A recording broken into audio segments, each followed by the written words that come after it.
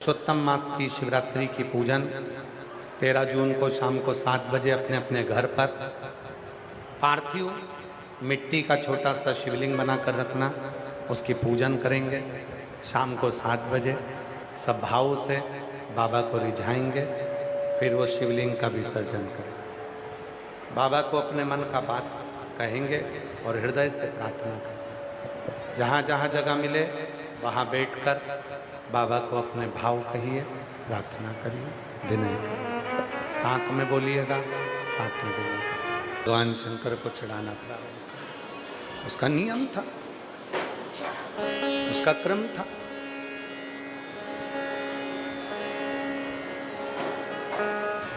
शिव जी को वो पत्तियां तोड़ती, समर्पित कर देती, पत्तियां तोड़ दी और चढ़ा देती। कोई एक नियम, कोई एक नियम अपने जीवन में धारण करें।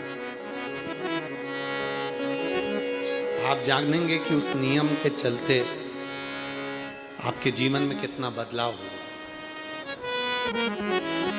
नियम के चलते एक गुरुजी ने एक चेले को एक नियम दिया कि तू एक नियम ले, कोई सा भी ले। चेले ने कहा कौन सा नियम लूं? मंदिर जाने का नियम नहीं लूंगा, मेरे पास टाइम नहीं। शिव जी को जल चढ़ाने का ले ले, नहीं मैं जल चढ़ाने का भी नियम नहीं लूंगा, मेरे पास टाइम नहीं। माला जपने का ले ले, माला भी नहीं जपूंगा, मेरे पास टाइम नहीं। भगवान को भोग लगाने का मेरे पास टाइम नहीं। तो उसने कहा कि कोई नियम तो ले। उसने कहा एक नियम लेता हूं। मेरे पास में मेरा पड़ोसी रहता है, कुम्हार है, मटका बनाता है, उसका मुंह देखूंगा सुबह सुबह, जब तक नहीं देखूंगा तब तक भोजन नहीं करूंगा। ठीक है, कोई तो नियम ले। और उसने नियम लिया कुम्हार का मुंह देखने का, और रोज कुम्हार का मुंह देखता, भोजन करता, कुम्हार का मुंह देखता, भोजन करता। आज घर आया और घर आने पर मालूम पड़ा कुम्हार ही नहीं है। तो पता करा कहाँ गया, तो क्या मिट्टी खोदने गया। अरे बाप रे, मुझे तो भूख लग रही बहुत तेज, अब करूं तो करूं क्या, अब करूं तो करूं क्या। ढूंढने के लिए गया, उसके घर गया। कुम्हार कहाँ गया, तो क्या ये दक्षिण दिशा में गया। दक्षिण दिशा में गया उसको ढूंढने के लिए, और जैसे ही गया कुम्हार मिट्टी खोद रहा था। मिट्टी खोदते खोदते इतने में कुम्हार को मिट्टी के नीचे से सोने का हंडा मिल गया। जैसे ही हंडा मिला, इसने मुख देखा उस कुम्हार का और चिल्लाकर बोला, देख लिया। जैसे ही बोला देख लिया, बोलते से ही भाग गया। कुम्हार को लगा इसने सोने का हंडा देख लिया। कुम्हार ने मिट्टी में सोने के हंडे को दबाया, दौड़ा उसके पीछे और दौड़ते दौड़ते उसके घर पहुंच गया। भैया भैया, मैं तेरे हाथ जोड़ता हूं, तो किसी से मत कहना, एक काम कर, आधा मेरा आधा तेरा। तो उसने पूछा, भैया किस बात की बात कर रहा है? मैं तो तेरे मुंह की देखने की बात कर रहा था। मेरे गुरुजी ने वचन लिया था कि एक नियम पालना, और मैंने नियम पाला था तेरा मुख देखने का। मुझे नहीं मालूम कि तुझे सोने का हंडा मिला। और देखो आखिरी में आधा सोने का भाग उसको मिल गया, आधा कुम्हार, सोना बढ़ गया। केवल एक नियम हम अपनी जिंदगी में लेते हैं तो उसका फल हमको जरूर मिलता। एक नियम, एक नियम हम अपनी जिंदगी में लेते हैं और वो नियम सार्थक हो। एक करने वाला भूलवश भी यदि अपने हस्त कमल का स्पर्श शिवलिंग पर चढ़े हुए जल को, जो जलाधारी, आप लोग जरा स्मरण करिएगा। वैसे तो आप सब बहुत शिव भगवान शंकर की भक्ति में अच्छे रमे हुए हो, फिर भी समझिएगा। हे पार्वती, शिवलिंग पर चढ़े हुए जल को जो नीचे गिरता है, जलाधारी पर जाता है, और जलाधारी से जो नीचे की ओर जाता है, जहाँ जिस मार्ग से अशोक सुंदरी, कार्तिकेय, गणेश जी के उस मार्ग से जो नीचे गिरता है, और नीचे गिरने वाली जो जगह है, उस जगह पर यदि कोई शिव भक्त की हाथ की हथेली का मात्र स्पर्श हो जाता है तो वो संसार सागर में दूसरी बार जन्म नहीं लेता।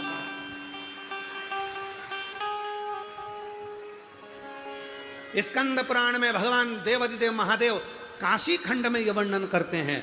काशी खंड में। इसलिए जो शिव को भजने वाले हैं, शंकर का स्मरण करने वाले हैं, शंकर की भक्ति करने वाले हैं, शंकर की भक्ति में डूबने वाले हैं, जो शिव जी का अभिषेक करते हैं, वो क्या करते हैं? शिव जी का अभिषेक करते करते शंकर भगवान को स्पर्श करते हैं, स्नान कराते कराते वो भगवान शंकर की जलाधारी को हर ओर अपनी हाथ की हथेली से रगड़ते हैं, उसको स्पर्श करते हैं, उसको छूते हैं। क्यों? क्योंकि ये संसार सागर से हमारा दूसरा जन्म, इस संसार सागर में हमारा दूसरा जन्म, इस संसार सागर में फिर हम जन्म ना ले, इस संसार सागर में हम बार बार जन्म ना ले। पुनरपि जननम पुनरपि मरणम, जन्म और मृत्यु के प्रपंच से हम छूट जाए।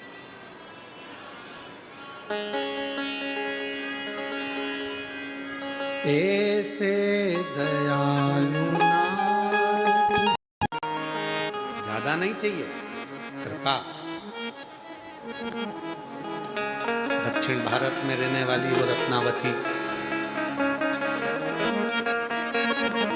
बूढ़ी माँ के साथ रहती थी। शिव जी को एक पत्र तोड़कर चढ़ा देती थी।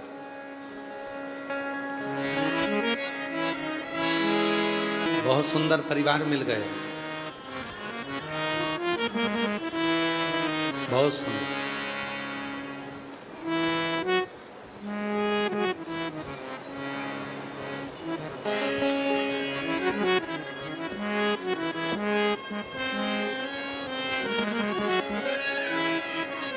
कई लोग पूछते हैं, गुरुजी हम शिव जी को जल चढ़ाते हैं तो उसका फल मिलता है? हमने कहा लकड़ी को देखा है तुमने? लकड़ी को, लकड़ी जलती है, धुआं होता है, धुआं हुआ, मच्छर भाग गए, कीड़े भाग गए, फिर वही लकड़ी जलकर अंगारा बन जाती है, रोटी सिक जाती है, सब्जी बन जाती है, भाजी बन जाती है, सब्जी भाजी बनकर तैयार, रोटी कड़ी बनकर तैयार। और फिर वही अंगारे जब ठंडे हो जाते हैं, राख बन जाते हैं, राख बनकर वो राख बर्तन मांजने के काम आ जाती है, बर्तन साफ हो जाते हैं, बर्तन क्लीन हो जाते हैं, वो राख बर्तन मांजने के काम आती है। ध्यान देना, लकड़ी जली, धुआं बनी, मच्छर भागे, कीड़े भागे, लकड़ी जली, अंगारा बना, भोजन बना, लकड़ी जली, राख बनी, बर्तन मांजने के काम आई। उसी तरह जैसे लकड़ी अंत तक भी काम आती ही रही, उसी तरह संसार में आने के बाद अगर कोई एक लोटा जल शिव के मंदिर में चढ़ाना प्रारंभ कर देता है तो उसके मरते दम तक वो जल एक ना एक दिन काम आता ही रहेगा। बाहर निकलो, चलो बाहर निकलो। केवल डॉक्टर है, सिस्टर है, और महाराज शिव पुराण की कथा कहती है, डॉक्टर अपना काम करेगा, सिस्टर अपना काम करेगी, और तुमने जो एक लोटा जल शिव जी को चढ़ाया है, तुमने जो भगवान शंकर को एक लोटा जल समर्पित करा है, तुमने जो भगवान शिव को एक लोटा जल समर्पित करा है, तुम्हारे अंतिम क्षण में, अंतिम पल में, तुम्हारे दुख की घड़ी में वो एक लोटा जल तुम्हारे पलंग के पास आकर खड़ा हो जाएगा और तुम्हारा साथ देना प्रारंभ करेगा। रत्नावती ने पेड़ों की पत्तियों को तोड़कर शिव जी को चढ़ाना प्रारंभ करा, भगवान शंकर को चढ़ाना प्रारंभ करा। उसका नियम था, उसका क्रम था।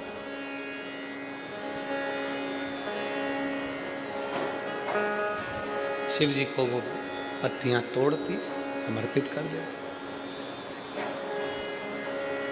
पत्तियां तोड़ती और चढ़ा देती।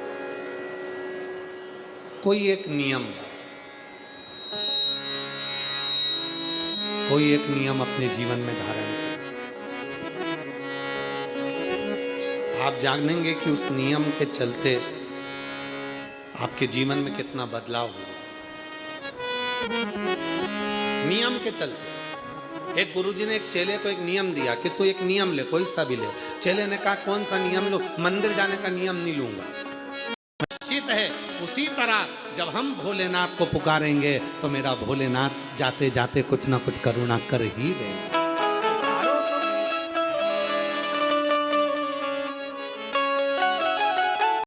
चाहिए मांगा क्षत्रिय वैश्य और शूद्र चारों हमारे यहाँ, ये नहीं कि ये बड़ा चारों श्रेष्ठ। ये जो पोथी रखी है ये चार पाए पर रखी है। हम बैठे हैं ये चार पाए पर बैठे हैं। ब्राह्मण भी है, क्षत्रिय भी है, वैश्य भी है, शूद्र भी है। ये चार चौकी के चार पाए हैं जिस पर ये शिवपुराण रखी है। उसी तरह सब बराबर, सबकी समता, सबका सम्मान, सबका आदर, सबको प्रणाम।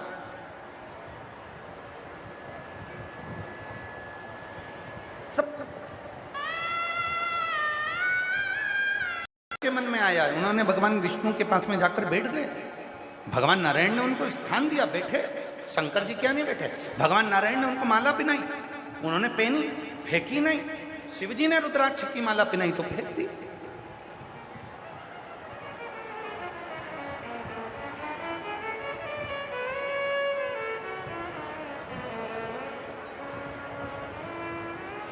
जो बहुत सरल होता है ना, जो बहुत सीधा होता है ना, जिसके मन में कपट नहीं होता है ना, लोग उसी पर उंगली ज्यादा उठाता है, उसी पे आक्षेप ज्यादा लगाता है, उसी को गलत ठहराने का प्रयास किया जाता है। और जिसकी बहुत धनपति, करोड़पति, अरबपति, सत्तापति, वैभवपति और सारी दुनिया में जिसके पास में सब कुछ, उस पर कोई उंगली नहीं उठाना चाहता, उससे कोई कुछ नहीं पूछना।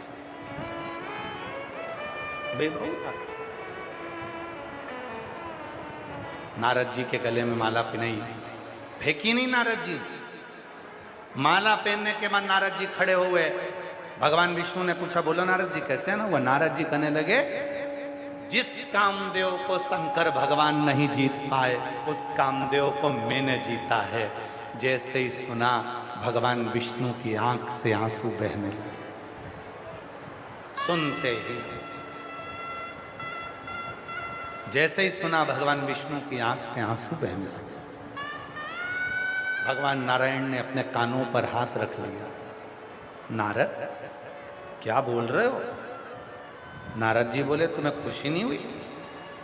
मैंने कामदेव को जीता, भगवान शंकर ने नहीं जीता। भगवान विष्णु ने कहा, नारद बहुत बड़ी गलती कर दी तूने। मेरे पास में आकर तूने शिव जी की निंदा कर दी,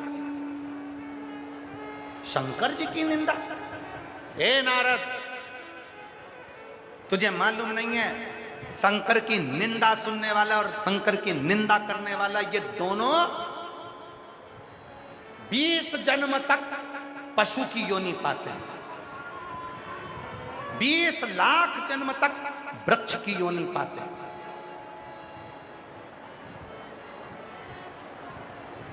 शिव की निंदा करने वाला और शंकर के भक्त की निंदा करने वाला ये महापापियों की गिनती में गिने जाते हैं। और तूने शिव की निंदा कर दी। ए नारद, तूने निंदा करी इसलिए तेरा बंदर का मुंह लगेगा, और मैंने निंदा सुनी इसलिए मेरा घोड़े का मुंह लगेगा, मेरा हयग्रीव अवतार होगा और तुझे बंदर का मुंह लगेगा। रामचरितमानस में वर्णन आता है, देव ऋषि नारद को बंदर का मुंह लगा।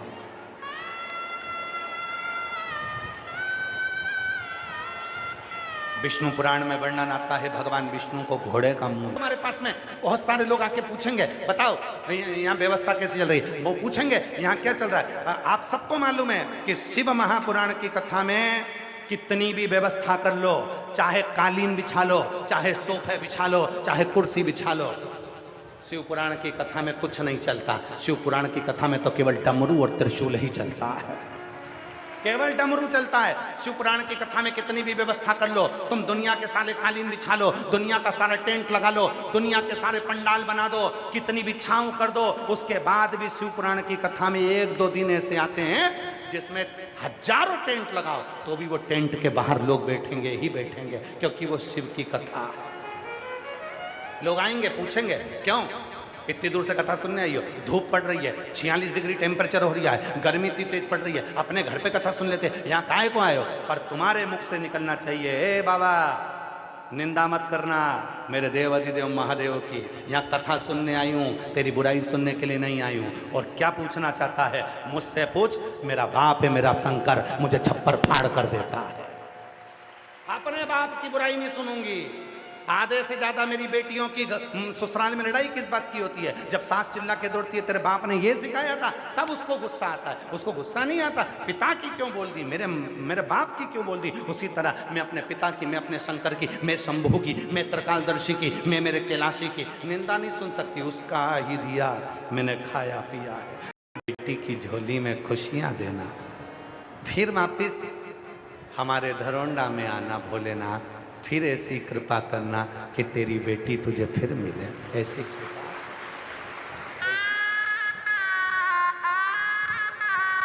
से प्रार्थना करो।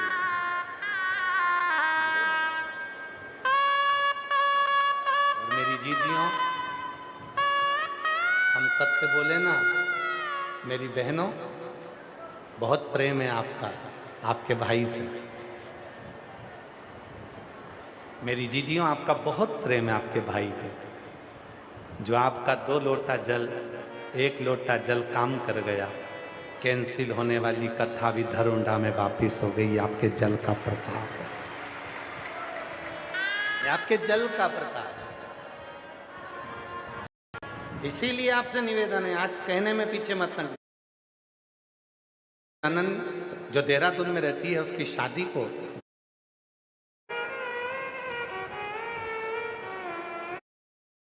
शिव की भक्ति का बखान कैसे करूं। मैं अंजना, जिला यमुनानगर, गांव जयरामपुर से हूं। गुरुदेव, शिव की भक्ति का बखान कैसे करूं? जब से हमने कथा सुनी, जिनके पत्र पढ़े जा रहे हैं अगर वो आए हों तो आ सकते हैं। मेरा नाम अंजना है, मैं जिला यमुनानगर, गांव जयरामपुर से हूँ। गुरुदेव, शिव भक्ति का बखान कैसे करूं? जब से हमने कथा सुनी गुरुजी, और 1 लोटे जल का उपाय आपने जो बताया और हमने किया। मेरे पति की गर्दन में 30 साल से गठान थी, 30 साल से गठान थी, वह ठीक नहीं हो रही थी। डॉक्टरों ने ऑपरेशन का कह दिया था। हम ऑपरेशन कराना नहीं चाह रहे थे, क्योंकि डॉक्टर के हिसाब से वो गठान निकालकर जांच के लिए भेजना था। हम उसको ऑपरेशन नहीं कराना चाहते थे। तब करें तो करें क्या? अब हमने आपकी कथा सुनी और शिव जी के मंदिर में जाना प्रारंभ करा। डॉक्टर का इलाज भी कराते रहे, शंकर के मंदिर में जाकर 1 लोटा जल चढ़ाते, पानी चढ़ा हुआ मेरे पति को नंदी के पास बैठकर पिला देती, उसी पानी को मेरे पति के गले में लगा देती।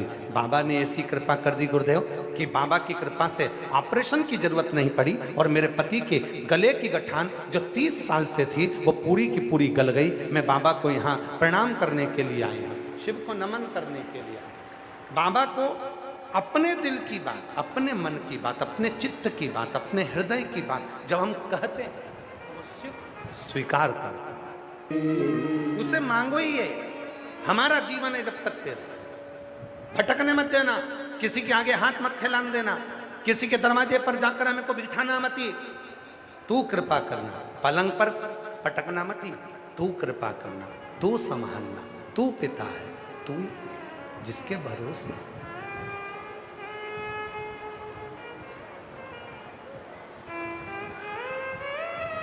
जिसके भरोसे होंगे वो तू ही तो है।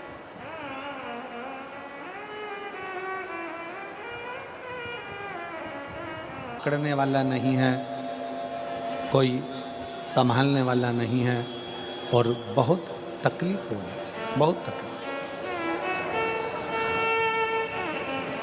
उस समय पर एक बेलपत्री के बीच वाली पत्ती पर पीला चंदन, दूसरी पत्ती पर लाल चंदन,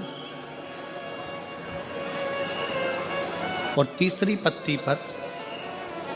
ये अब 2025 में YouTube की जगह छीनने वाला है। ऐप का नाम है सीखो ऐप, जो आज के सारे स्मार्ट लोग यूज करते हैं, क्योंकि यहाँ YouTube पर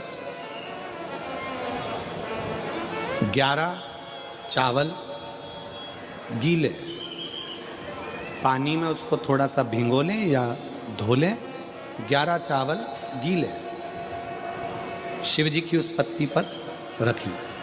सबसे पहला पीला चंदन का बेलपत्र, दूसरे नंबर पर लाल चंदन का बेलपत्र, तीसरे नंबर पर जो 11 चावल आपने धोकर रखे हैं वो हाथ की हथेली में रखना है और हाथ की हथेली में रखकर अपनी कामना कर कर भगवान शंकर से विनय कर कर पंचाक्षर मंत्र नमः शिवाय या षडाक्षर मंत्र ओम नमः शिवाय या श्री शिवाय नमस्तुभ्यम बोलकर उस बेलपत्र पर सीधे हाथ में रखकर उल्टे हाथ का स्पर्श कर कर बाबा से अपने मन के भाव कहकर शंकर के शिवलिंग पर उसे समर्पित कर दीजिए।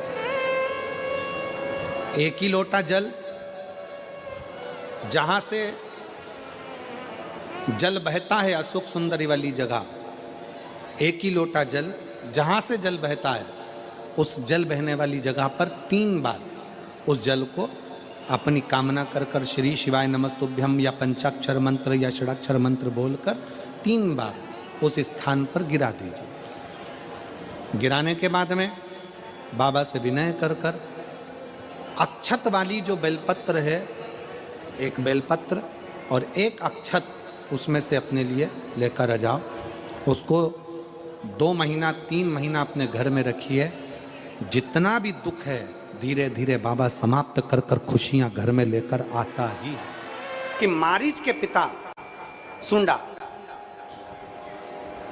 मारीच के पिता का नाम क्या था? सुंडा। और मारीच की जो मां थी उसका नाम था तताका। जम के बोलो क्या नाम है? पिता का नाम क्या है? सुंडा। और मां का नाम क्या है? तताका। मां का नाम तताका और सुंडा। ये तताका और सुंडा एक यक्ष है, बड़े यक्ष। इनके घर में 2 बेटों ने जन्म लिया, एक मारीच एक सुबाहु।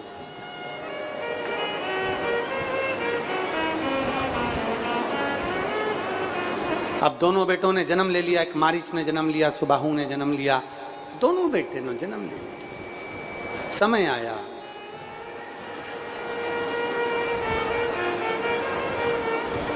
एक बार अगस्त ऋषि, बाबा अगस्त बाबा शंकर भगवान के पार्थिव लिंग का निर्माण कर कर उसका पूजन अर्चना कर रहे थे।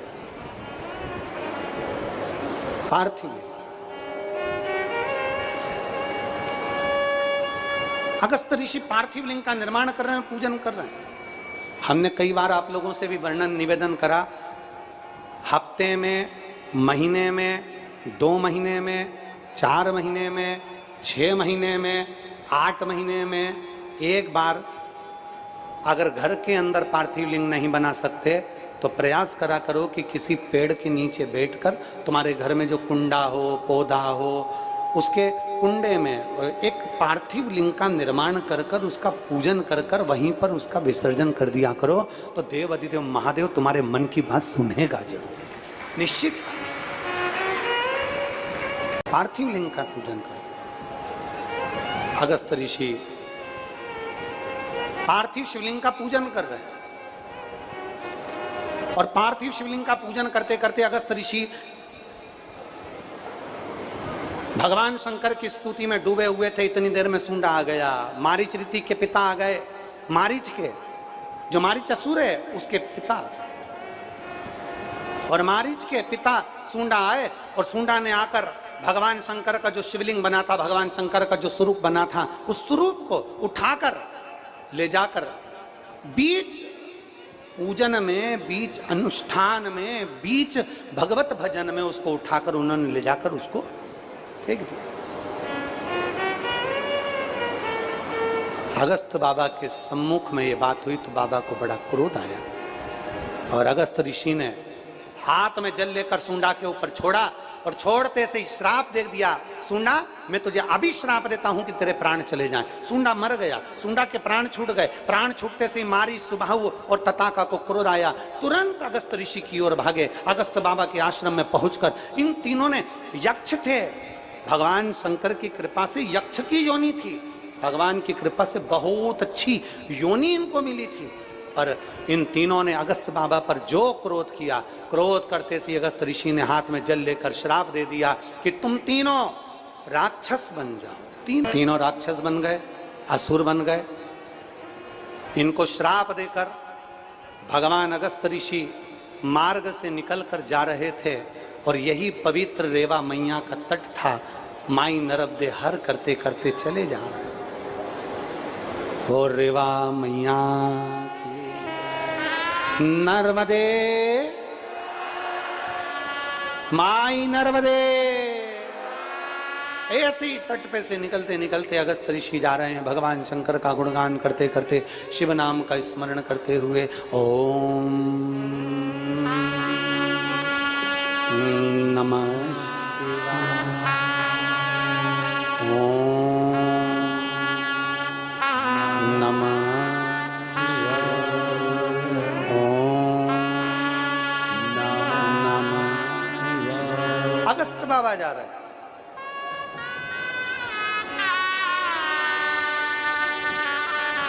भास्कर देव, सूर्य देव अगस्त ऋषि को देखे। मानधाता की इस पवित्र भूमि पर, राजा मानधाता की इस पवित्र भूमि पर जो देखा उन्होंने, सूर्य नारायण ने जो अगस्त ऋषि को देखा तो हाथ जोड़ लिए। भास्कर देव ने हाथ जोड़े, सूर्य नारायण ने हाथ जोड़े। हाथ जोड़कर अगस्त ऋषि ने पूछा, नारायण, सूर्य नारायण, आप और यहां? भास्कर देव और यहां कैसे आना हुआ?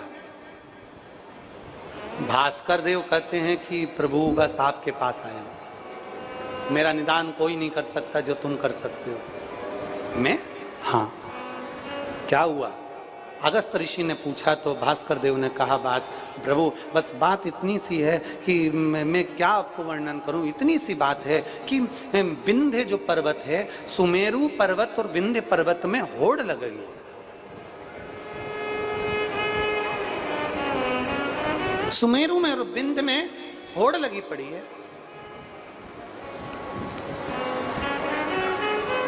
क्या होड़ लग गई है? दोनों में किसकी ऊंचाई ज्यादा है?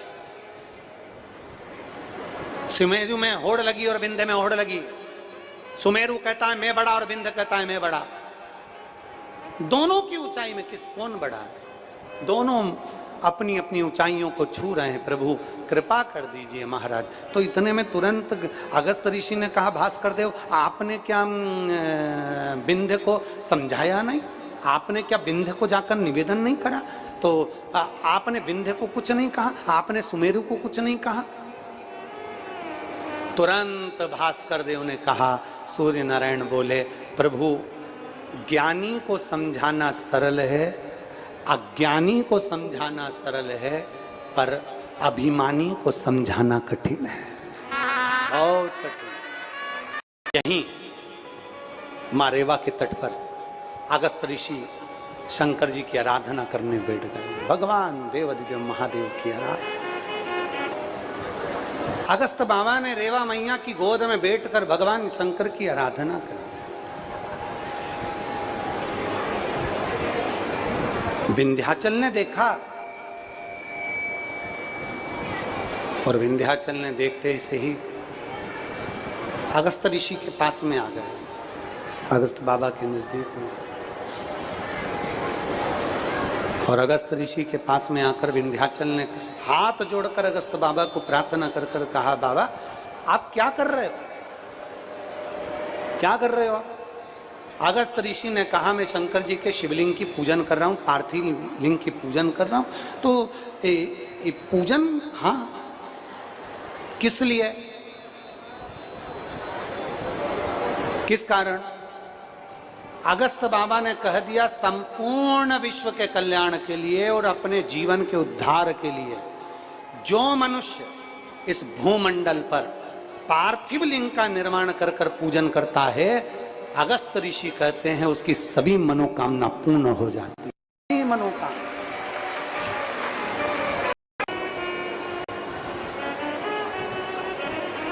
क्या मैं भी शिव की आराधना करूं?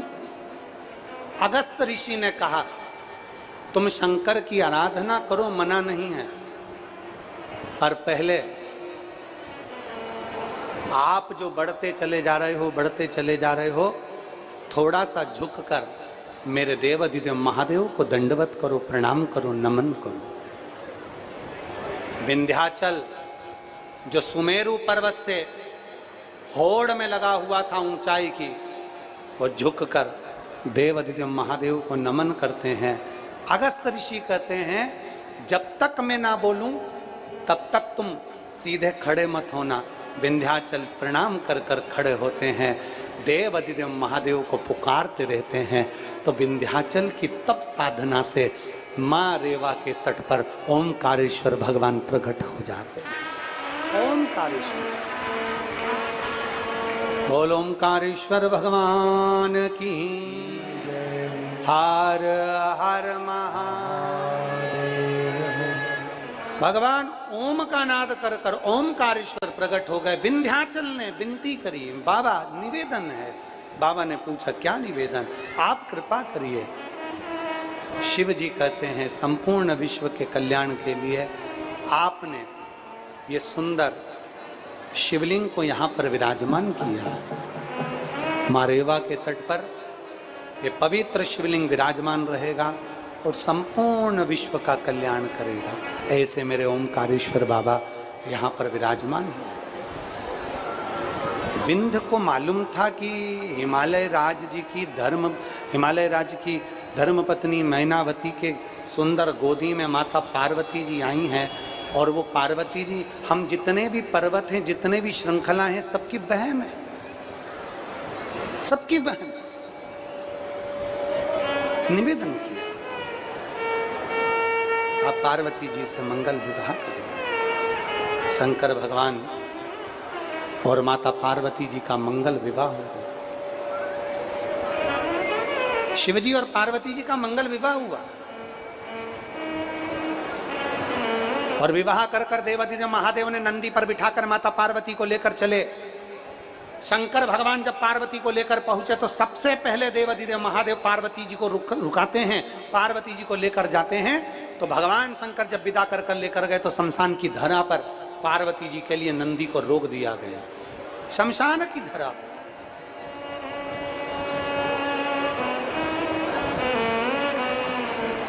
और शंभु भगवान शंकर कहते हैं पार्वती जी, चाहे शमशान हो चाहे कैलाश हो, अगर घर की नारी, घर की स्त्री अगर चाहे तो शमशान को भी महल बना सकती है, और घर की स्त्री चाहे तो महल को भी शमशान बना सकती है। केवल एक घर की नारी, घर की स्त्री, केवल एक घर की नारी ऐसी होती है जो शमशान को महल बना दे और महल को शमशान बना दे, केवल इतना। और मेरी जीजियों, मेरी बहनों, मेरी बेटियों, मेरी माताओं, आपके अंदर वो बल है, आपके अंदर वो विश्वास है, आपके अंदर वो दृढ़ता है कि आप भगवान शंकर की भक्ति में जब डूबती हो तो दुनिया का ऐसा कोई काम नहीं जो आपके सातित्व के आगे ना हो, आपके विश्वास के आगे ना हो। ऐसा बल आप में। शादी के फंक्शन में, जन्मदिन में नाचोगे तो कोई ना कोई देख लेगा, यहाँ कौन तुमको देख रहा है, कौन किसको देख रहा है, यहाँ तो सब अपनी मस्ती में नाच रहे। क्यों? क्योंकि वो किसी को दिखाकर किसी को प्रसन्न नहीं कर रहे हैं, वो अपने हृदय से, उमंग से नाचकर देवाधिदेव महादेव को प्रसन्न कर रहे हैं,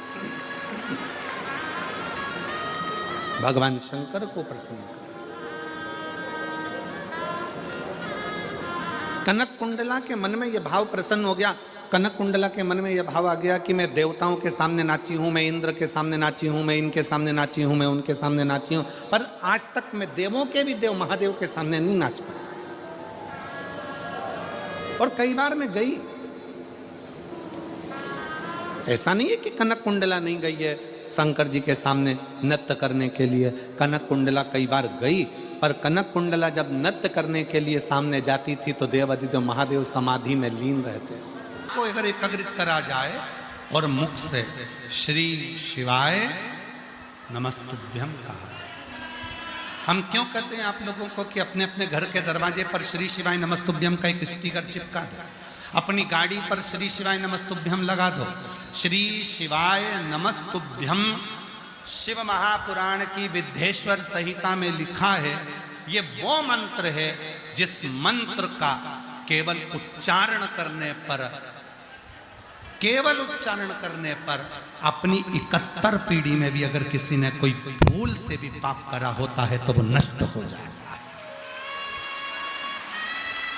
क्या होगा? लोग कहते हैं, वास्तुशास्त्री कहते हैं यहां से जीनी को तोड़ो, कोई कहता है यहां बाथरूम को तोड़ो, कोई कहता है रसोई घर तोड़ो, कोई कहता है ये दरवाजा तोड़ो, कोई कहता है वो दरवाजा तोड़ो। शिव महापुराण की कथा में कहा गया, एक बार मुख पर अगर कोई दरवाजे के बाहर भी खड़ा हो गया और उसने श्री शिवाय नमस्तुभ्यम को पढ़ लिया, जो अंदर आ रहा है उसके आने से ही हमारा वास्तु दोष पूरा समाप्त हो जाता है। एक श्री शिवाय नमस्तुभ्यम वो मंत्र है, श्री शिवाय नमस्तुभ्यम वो ऊर्जा है, श्री शिवाय नमस्तुभ्यम वो बल है, श्री शिवाय नमस्तुभ्यम वो एक ऊर्जा है जिसके पाने से, जिसके बोलने से, जिसकी सम्मुखता से, जिसके सामने होने से हमारे जीवन के सारे संचित पाप नष्ट हो जाए। एक पत्र है, अच्छा का है, मैं फुसरो जिला बोकारो झारखंड से हूँ। मेरा नाम राधिका है, कहीं बैठी हो राधिका जी। मैं फुसरो जिला बोकारो झारखंड से हूँ। मेरा मोबाइल नंबर ये है। गुरुजी, मैं आपसे 2022 से जुड़ी हूँ। गुरुदेव, मेरी बेटी की किडनी 2022 में दोनों किडनी खराब हो गई थी, उसका प्रोटीन बनना बंद हो गया था और बहुत ज़्यादा तकलीफ में आ गए थे। धीरे धीरे बेटी की हालत इतनी खराब हो गई कि मेरी बेटी का पूरा शरीर नीला पड़ गया था। उसे वेंटिलेटर पर डाल दिया गया। डॉक्टर ने भी जवाब दे दिया कि इसका शरीर बेकार हो चुका है, किडनियाँ काम नहीं कर रही हैं, थोड़े दिन ये चाहिए। इतनी हालत बेकार हो गई कि हम कह नहीं सकते। तब उसकी हालत देखने के लिए पड़ोस की एक दीदी यहाँ मिलने आई। उन्होंने कहा टीवी पर गुरुजी की शिव महापुराण की कथा आती है, उसे देखिए, गुरुजी उपाय बताते हैं, बाबा पे भरोसा रखना। मैं आपकी कथा सुनने लगी और आपकी बातों पर भरोसा कर कर एक लोटा जल बाबा को चढ़ाने लगी।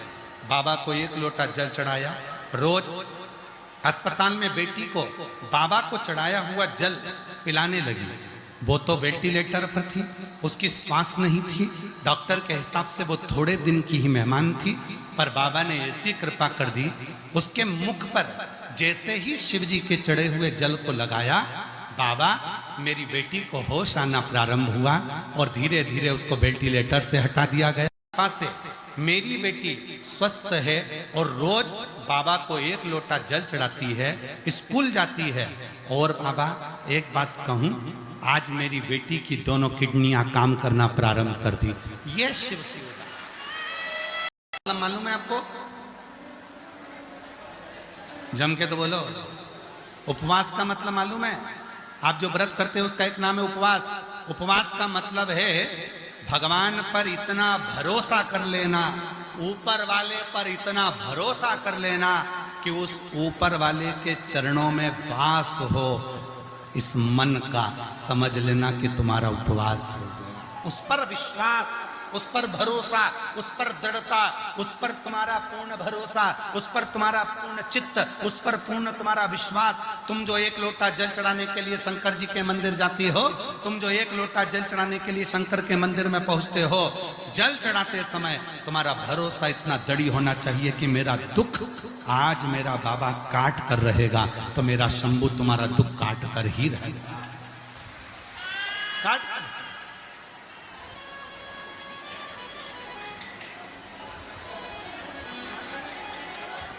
आपका दुख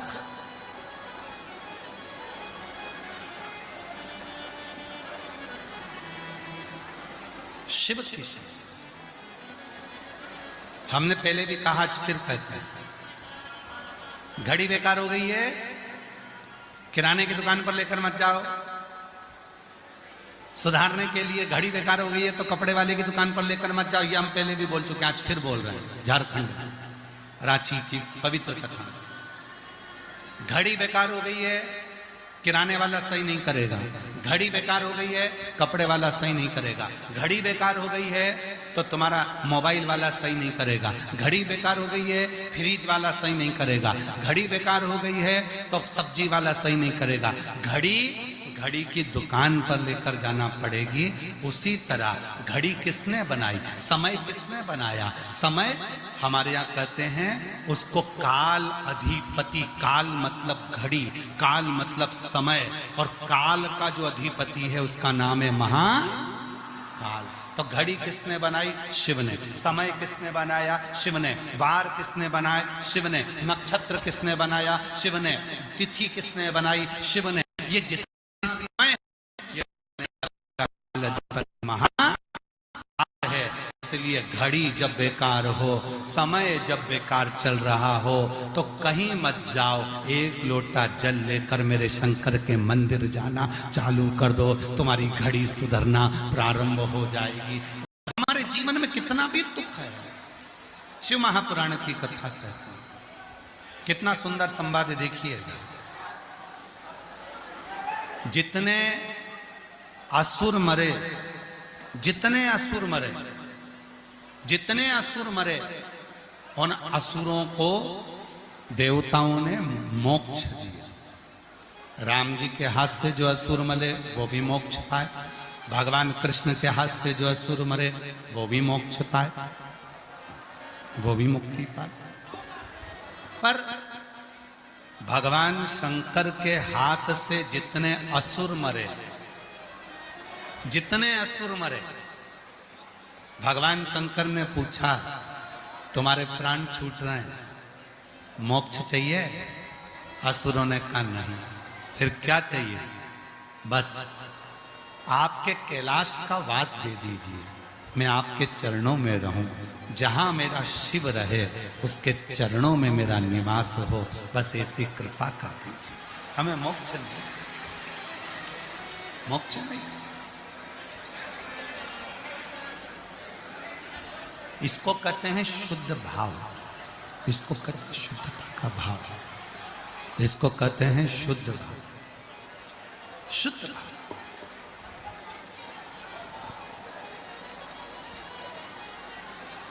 आज के समय में बहुत कुछ सुनने को मिलता है।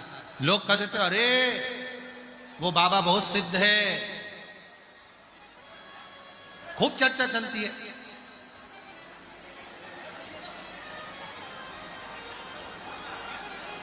मेरी जीजियों, स्पेशल है, बाहर का बड़ा अंदर का बड़ा, मेरी जीजियों, कहना सरल है, वो बाबा बड़ा सिद्ध है, वो सब जानता है, वो आगे का भी बता दे, पीछे का भी बता दे, ये भी बता दे, वो भी बता दे, वो बहुत उसके शिष्य हैं, बहुत बड़े बड़े उसके चेले हैं, वो सब जानता है, वो सिद्ध है।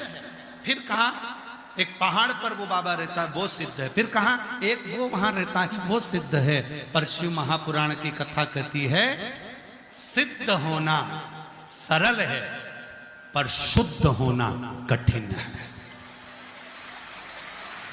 सिद्ध होना सरल है,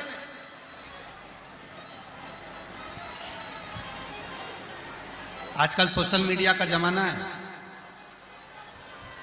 तुमको भी सिद्ध बना सकते हैं अगर तुम्हें बनना हो। सिद्ध होना सरल है, 8-10 कैमरे लगाओ, थोड़ा डेंटिंग पेंटिंग करो और बैठ जाओ, सिद्ध हो जाओगे। सिद्ध होना सरल है और शुद्ध होना बहुत कठिन है। सिद्ध कोई भी बन सकता है पर शुद्ध कोई नहीं बन पाता। शुद्ध वही बन पाता है जिस पर मेरे देव अधिदेव महादेव की कृपा होती है, करुणा होती है, दया होती है, वो शुद्ध। सिद्ध नहीं चाहिए। कलिकाल में अगर कोई जरूरत है तो सिद्ध की नहीं, शुद्ध की जरूरत।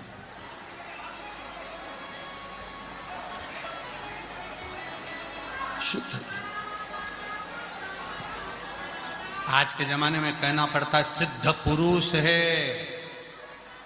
जितनी बुजुर्ग माताएं बैठी हैं, जो 60-70 साल की बुजुर्ग माता बैठी हैं, मैं उनके हाथ जोड़कर निवेदन कर कर कहता हूं कि आप अपने पुराने समय को याद करो, पुराने समय का स्मरण करो।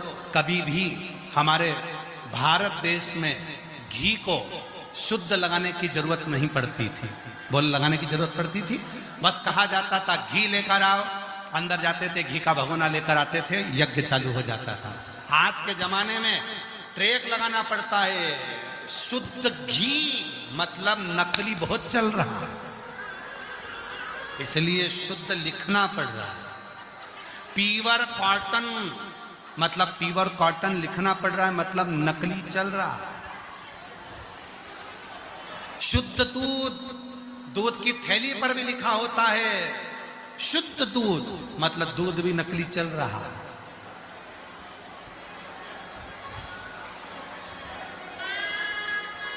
सोने पर भी लिखना पड़ता है इतना कैरेट का, और 99% का सिक्का है, मतलब उस पर भी लिखना पड़ता है, वो भी नकली चल रहा है।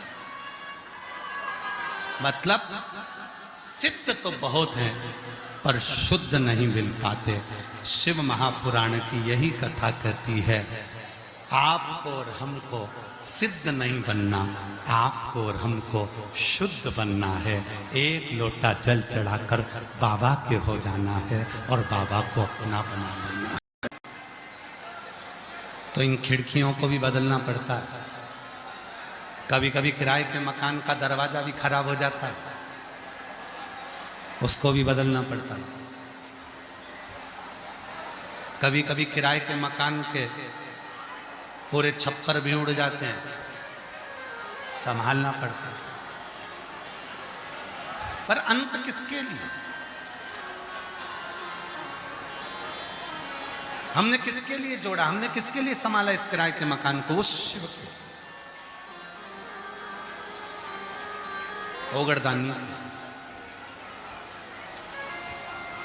और तेरी कृपा बिना ना हिले एक भी अणु। समझना पड़ेगा। आज का समय लोग समझते कुछ हैं और बताते, जैसे एक पति बीमार पड़ गए, एक पति बीमार पड़ा तो पत्नी उसको डॉक्टर साहब को दिखा दिखा के परेशान हो गई, तब के बाद आयुर्वेदिक डॉक्टर के पास ले गई। डॉक्टर साहब को दिखाया, डॉक्टर साहब मेरा पति का घुटना दुखता है, कमर दुखती है, पैर दुखता है। डॉक्टर साहब ने देख लिया, पत्नी से कहा देखो हमने तुम्हारे पति को चेकअप कर लिया है, देख लिया है, हम ये दवा दे रहे हैं, पति को कूट कूट के देना। हम ये दवा दे रहे हैं, पति को कूट कूट के देना। पत्नी ने दवा ली, घर पहुंच गई। पति को जितनी बार दवा देती थी उतनी बार कूटती थी।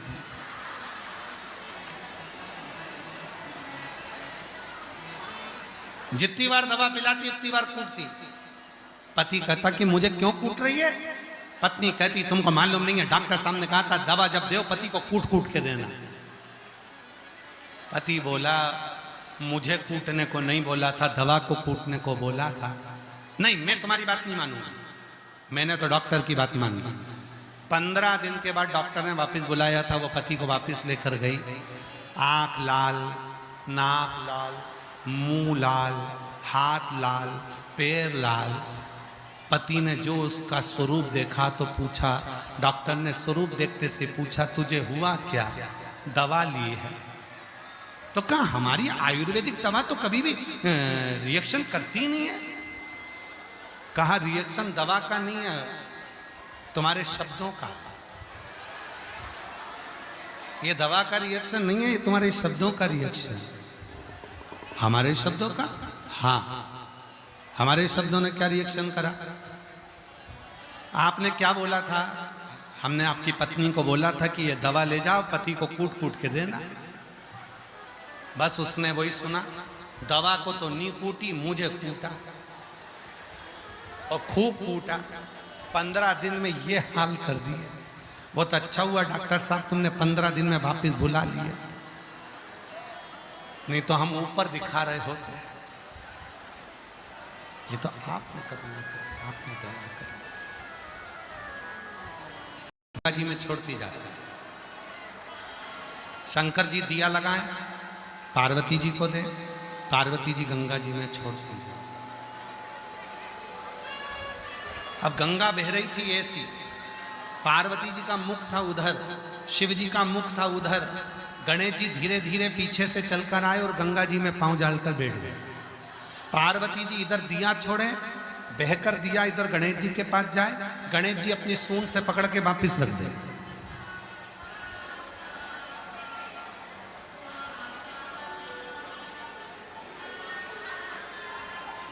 फिर दिया बहकर जाए, गणेश जी फिर पकड़कर उसको घाट पर रख दे। बार बार दिया बहता जाता है, बार बार पकड़ते हैं। पार्वती जी बोली भोलेनाथ जी से, बाबा इतने सारे दिए दान कर दिए, इसके बाद भी दीपक तो कमी नहीं हो रहा है। शंकर भगवान बोले, मैंने ब्रह्मा जी के मुख से सुना था दान करने से बढ़ता है, इसलिए तू दीप दान करती जा रही है, वो बढ़ता जा रहा है। अब शंकर जी को कौन बताए कि पीछे गणेश जी बैठे हैं। तुम जितने दिए छोड़ रहे हो वो पकड़ पकड़ के घाट पर रखते जा रहे हो।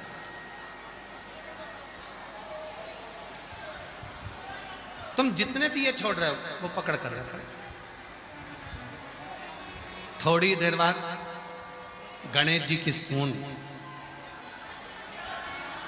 शंकर जी के हाथ में आई। शंकर जी समझ गए कि ये सारे दिए गणेश जी बढ़ा रहे हैं। और शिव जी ने पार्वती जी से कहा कि तुम पूछ रही हो कि दिए कैसे बढ़ रहे हैं, ये तुम्हारे पुत्र गणेश पकड़ रहे हैं। पार्वती जी गणेश जी के पास गई, क्यों रे गणेश, ये बता कि इतने सारे दिए हमने ठंडे करे, तू वापिस उठा उठा कर रख दिया। गणेश जी बोले, मैया ये सब बहकर जा रहे थे ना, इसलिए मैंने इनको पकड़ पकड़ के किनारा दे दिया। इतने में माता पार्वती जी ने कहा, रे गणेश ये बता तू किस किस को किनारा देगा। गणेश जी ने कहा, शिव महापुराण में इसका वर्णन आता है। गणेश जी कहते हैं, मां जो एक बार मेरे पिता देव अधिदेव महादेव को एक लोटा जल समर्पित कर देगा, उसको पार लगाने की जवाबदारी स्वयं मेरी है। संवाद कहता है, शिव महापुराण की कथा कहती है, जब हम देव अधिदेव महादेव को एक लोटा जल समर्पित करते हैं, 33 कोटि देवता उस स्थान पर विराजमान होते हैं और हमारे जल चढ़ाने पर एक एक देवता हमारे कार्य को सफलता देना प्रारंभ कर देगा। सफलता बोल बम का नारा है, जम के बोलो जरा, बोल बम का नारा है। श्री शिवाय हार हार महादेव। मेरी जीजियों,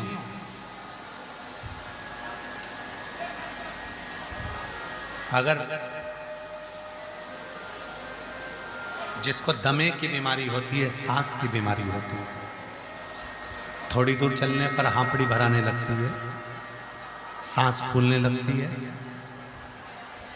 बड़ी हाँप भराती है, बार बार दमा उठने लगता है, डॉक्टर को दिखाओ, डॉक्टर जो दवाई दे वो लो, साथ में एक काम करना प्रारंभ करो। ये जो जलाधारी है, जरा समझिएगा सभी लोग, ये जो जलाधारी है, जहां से जल बहकर नीचे की ओर जाता है, उसके ठीक विपरीत की ओर तुम्हें बैठना है। जहां से जल बहकर जाता है, इधर साइड में आपको बैठना है। और जो जलाधारी है, उस जलाधारी को आपको हाथ से पकड़ना है।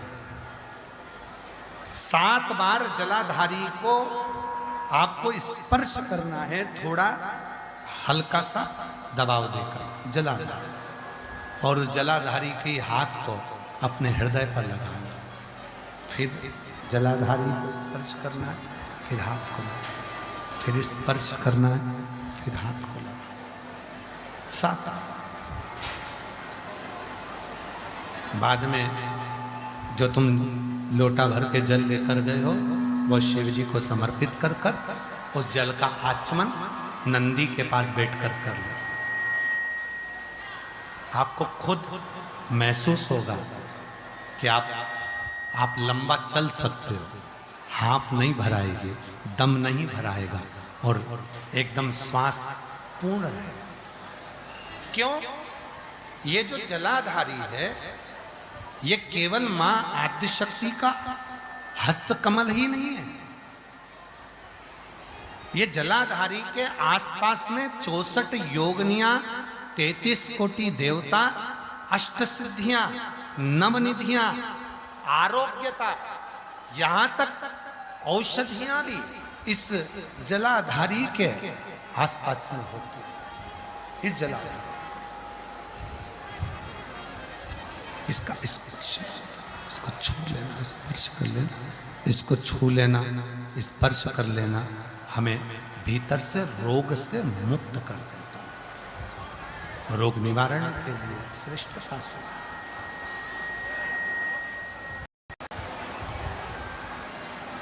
पार्वती जी ने कह दिया था षडानंद कार्तिकेय तारकासुर के जब प्राण छूटे, जब आप उसको बाण छोड़ो मारो, वो बाण उसके हृदय में नहीं लगना चाहिए क्योंकि उसके हृदय में शिव बसा, शंकर बसा। दुनिया में सबकी निंदा हो जाए चल जाएगा, पर शिव की निंदा, शिव भक्त की निंदा और शिव पुराण की निंदा शिव स्वीकार नहीं करते, भगवान शंकर स्वीकार नहीं करते, भगवान शंकर उसको स्वीकार नहीं करते। इसके हृदय में बाण, इसके हृदय में बाण ना लगे। शंभु शंभु शंभु शंभु। तारकासुर के 3 पुत्र हैं, तारकाक्ष, विदुम्माली और कमलाक्ष।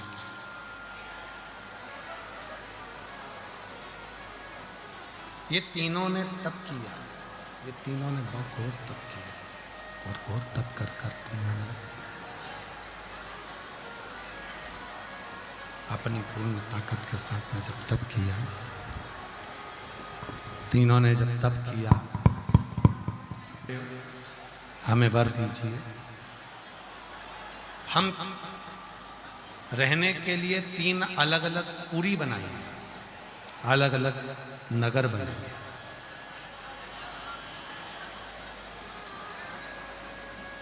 उसके राजा बनकर हम बैठे हैं। कितना सुंदर कहा है शिव महापुराण में,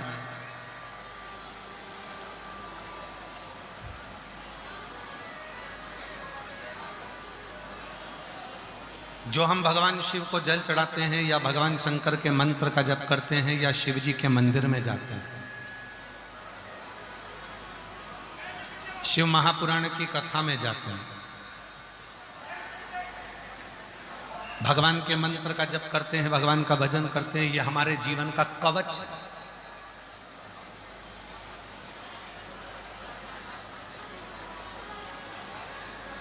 एक बहन ने अपने पत्र में लिखा है कि गुरुजी मेरे यहां 15 साल तक औलाद नहीं हुई। उसने पत्र में लिखा, मेरा नाम निशा सिंह, मेरी बेटी का नाम श्रीका, मेरा ससुराल औरंगाबाद बिहार, काला पहाड़ मायके, बालू मार्ग लातेहार।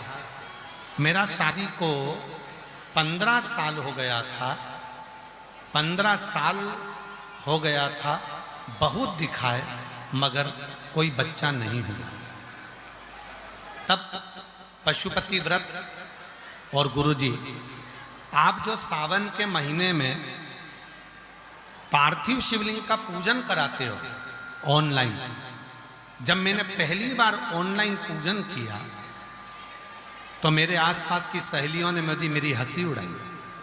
एक तो तेरे यहाँ बच्चा नहीं हो रहा, ऊपर से तू वो बाबा के कहने पे घर में टीवी के सामने बैठकर पार्थिव लिंग का पूजन कर रही है। वो हंसते रहे और मैंने पार्थिव लिंग का पूजन करा। आपने टीवी के सामने बैठकर जैसा जैसा कहा वैसा वैसा मैंने सब चढ़ाया और एक बेलपत्र को उठाकर मैंने रख लिया। बाबा, मुझे उम्मीद नहीं थी, पर बाबा की कृपा से उस बेलपत्र ने ऐसा चमत्कार किया कि 15 साल के बाद मैं मां बन गई और मेरे घर में संतान ने जन्म लिया। 15 साल। शिव पर ये दुनिया के लोगों को लगता है सियोर वाला बाबा उपाय बता देता है, सियोर वाला बाबा कोई ना कोई उपाय बताता रहता है। महाराज, किसी भी उपाय को आप जितने भरोसे से, जितने विश्वास से, जितनी दृढ़ता से, जितने आनंद से, जितने भरोसे के साथ आप उस उपाय को, भगवान की शरणागति को ग्रहण करते हो, उतना फल